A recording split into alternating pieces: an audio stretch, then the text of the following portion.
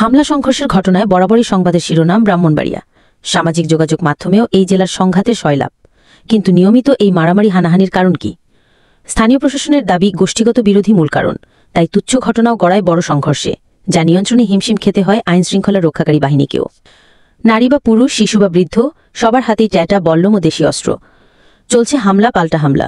দেখেই বোঝা যায় ঘটনা ব্রাহ্মণবাড়িয়ার। দাঙ্গাপ্রবণ হিসেবে পরিচিত এই জেলা। রাজনৈতিক সহিংসতা, আধিপত্য বিস্তার, জমি বা সম্পদ নিয়ে বীরত্ব আছেই। তুচ্ছ ঘটনাকে কেন্দ্র করেও চলে সংঘাত সংঘর্ষ। ট্যাটা যুদ্ধে হতাহত নিত্যকার দৃশ্য। দুইটা পক্ষের মধ্যে দুইটা পক্ষই কিন্তু ন্যায় থাকে না। একটা পক্ষ ন্যায় থাকে, একটা পক্ষ অন্যায়কারী থাকে। কিন্তু আসলে আমরা গ্রামের সর্দারদেরকে দেখি, তারা আসলে ন্যায় অন্যায়টা দেখে না।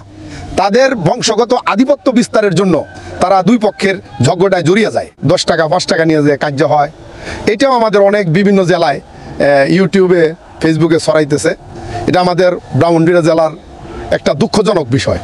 সবচেয়ে বেশি সংঘর্ষ চলে সদর, নবীননগর, বিজয়নগর, বাঞ্ছারামপুর, আশুগঞ্জ, নাসিরনগর ও সারাইলে। অনেক সময় পুলিশের পাশাপাশি বিজিবি ও সেনাবাহিনীও বাগে আনতে পারে না পরিস্থিতি। ওই তো আমরা আসি না যে পুলিশের এসে গেলে পুলিশের শহরে মাইদুরি করে আস্তে আস্তে এটা জগদা জাতি, এর বুড়া পোনাগুনি, এই একমাত্র এই কটুক্তির কারণে তুচ্ছ ঘটনা নিয়ে একটা সংঘর্ষ বাদে তখন তো আমাদেরকে ব্যস্ত হওয়া লাগে, আমাদের লোকজন আহত হয়, আমরা তারপরেও মানুষকে রেস্কিউ করার চেষ্টা করি।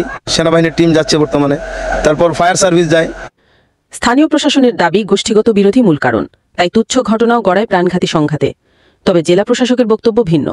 সবাই গোষ্ঠীকেন্দ্রিক রাজনীতি করে এবং এইটাকে ভিত্তি করেই সবসময় দ্বন্দ্ব সংঘাতগুলো গড়ে ওঠে। এবং দ্বন্দ্ব সংঘাতের মূল কারণ আসলে গোষ্ঠীগত যেই বিবাদ বা দ্বন্দ্ব, এটাই হচ্ছে মূল কারণ। মারামারি কোথায় না হয়? মারামারি আপনি যদি চিন্তা করেন হবিগঞ্জে, আমাদের পার্শ্ববর্তী কিশোরগঞ্জে, রায়পুরা, নরসিংদী, রায়পুরা, সব জেলাতেই কিন্তু প্রচুর মারামারি হচ্ছে। কিন্তু মানুষজনকে এমনভাবে যে টিস্যু নিয়ে মারামারি, ছোট্ট একটা কারণে মারামারিটা আসলে তো ছোটো মেটো নিয়েই শুরু হয়। শুধু চলতি বছরে জেলায় সংঘাতে 4 জনের প্রাণহানি ঘটেছে, আহত হয়েছেন হাজারেরও বেশি।